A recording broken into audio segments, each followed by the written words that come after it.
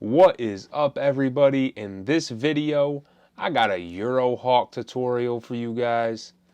Everybody's been getting this haircut in my shop recently, so I figured I'd show it off. So let's get right into it.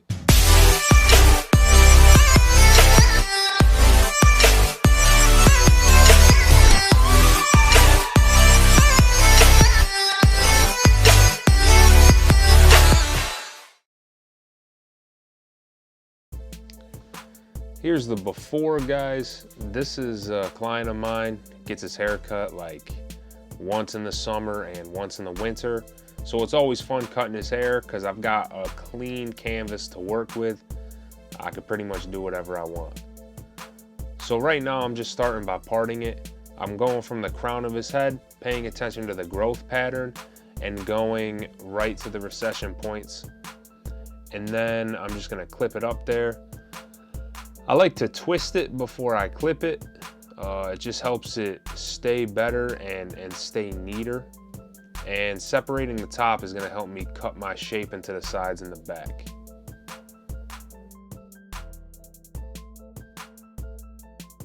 With a little bit of box graduation here, just bringing my fingers, right onto the head, because this is gonna be a skin fade on the sides.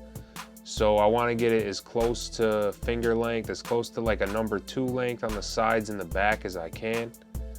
So I'm starting nice and wide here at the ridge of his head. And then as I go in the back, I'm shaping it and dropping it down into a V shape in the back. And I'm just trying to make sure it's symmetrical, just trying to make sure I'm staying even. And I'm allowing his head shape to dictate where I make this V, where I start to drop off in the back.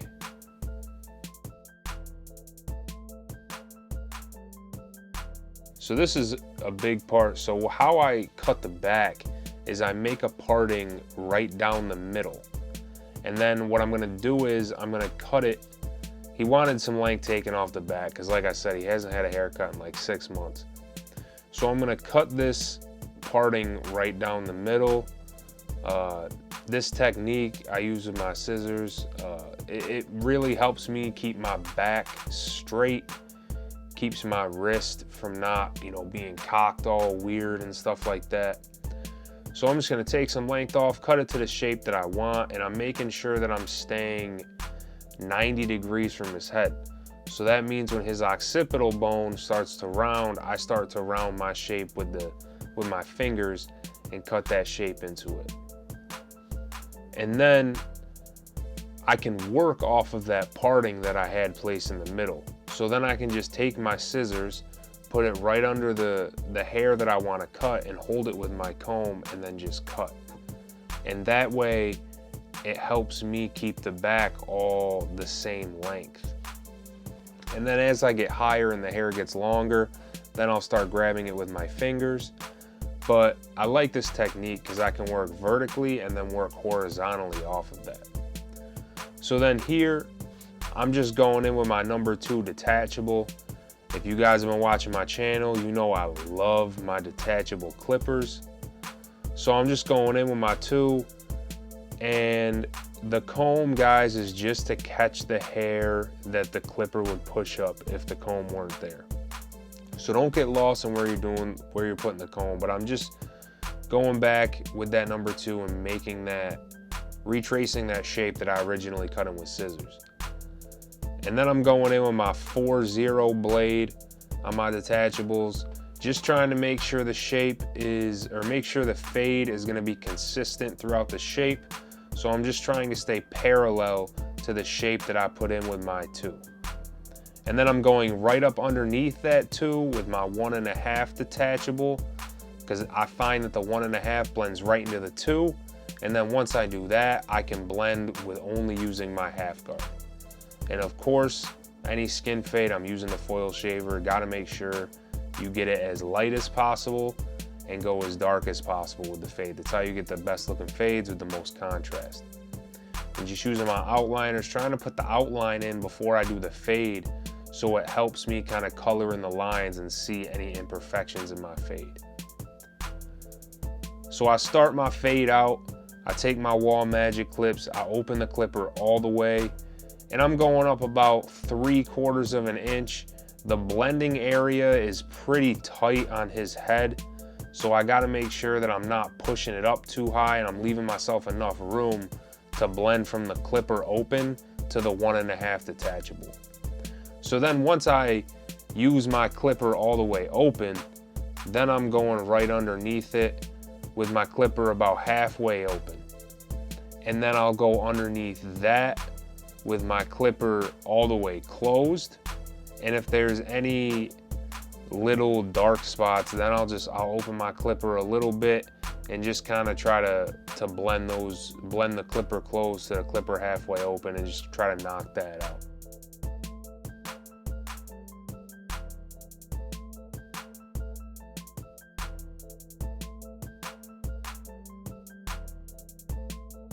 And like I said, I love this one guard fading system.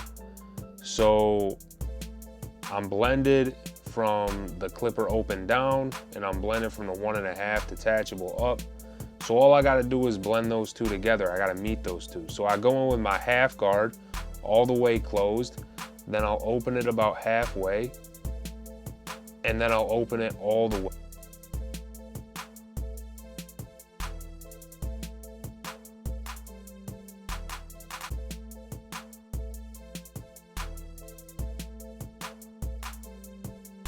So then here we are on the other side, just doing the same thing, taking my two right up to where I cut my shape in with the scissors.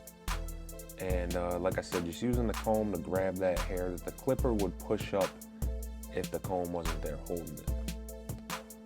So it's just the same steps on this side. So I'm just gonna fade myself out and just let you guys watch.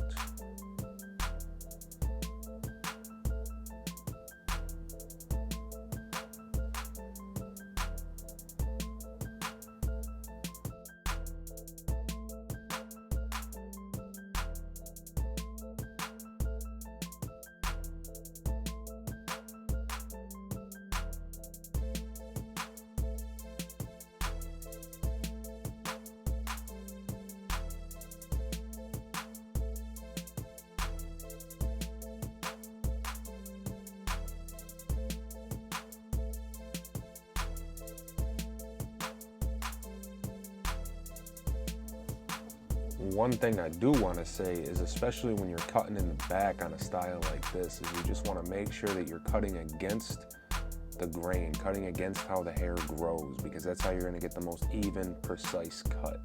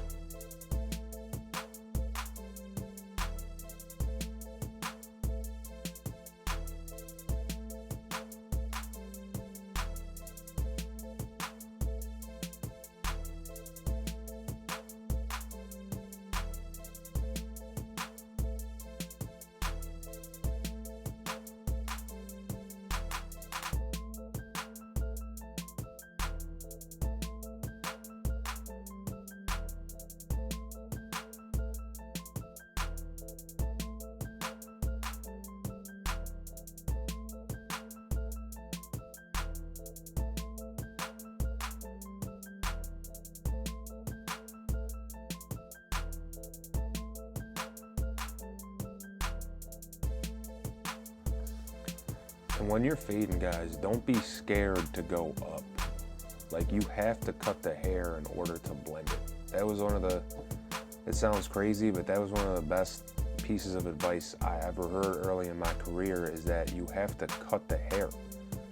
And yeah, I mean, it really changed the way I cut hair, because I realized that this line that I'm trying to blend out, or this fade that I'm trying to make look good, it's not gonna look good unless I go up high enough, unless I cut the hair. So when you're doing these guidelines, you know, make sure that you're going up inside those guidelines, cutting the hair. Like, you're not just, you know, closing your clipper, just barely touching that bottom line. Like, you got to go up through a line in order to take that line out.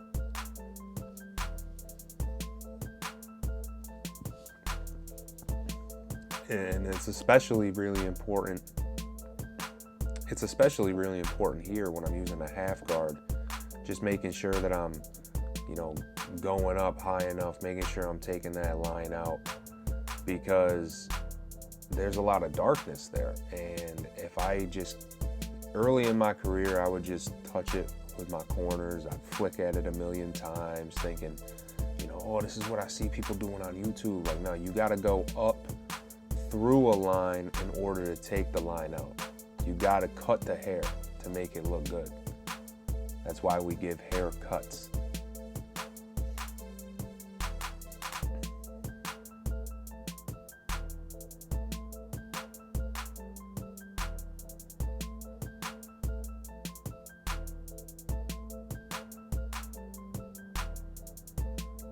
And I'm just playing around with the lever right now, just trying to make sure that I can get something that blends well. And then on this side, I felt like my half guard didn't take out the line as much.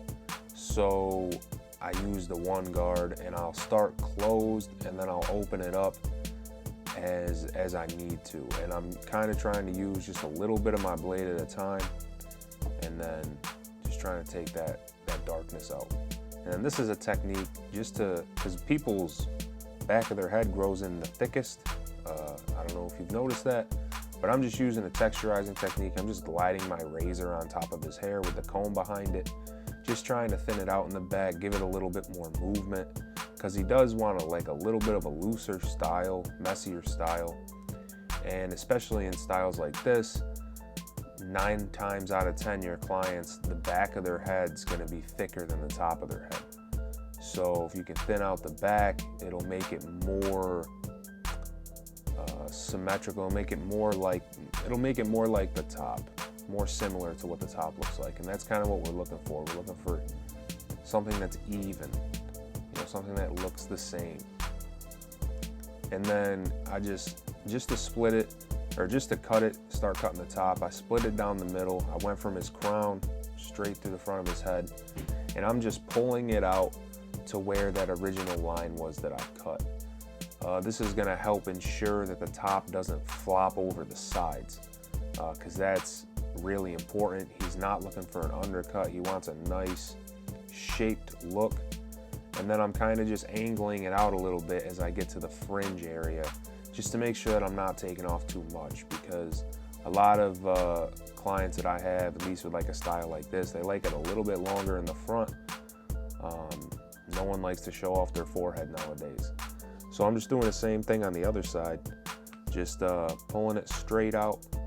And then what's really nice about this technique is then I start in the back and I'll just work horizontally, and I'll make sections. And you'll see when you pull the hair up that there'll be a short piece, a long piece, and a short piece. And then all you gotta do is just meet the two. And I can do that from the back all the way to the front, just making sure that I'm pulling up 90 degrees from the head.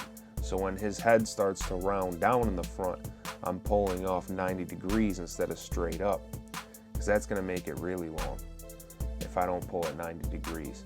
So then just hitting it with the blow dryer real quick, just sprinkle in a little bit of clipper over comb at the end. Then here's the before, looking rough. And then here's the after, guys. Let me know what you think.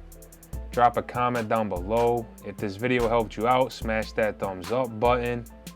I really appreciate it, guys. And once again, I'm here to help you learn so you can grow and hopefully show others. Hometown Cody, out.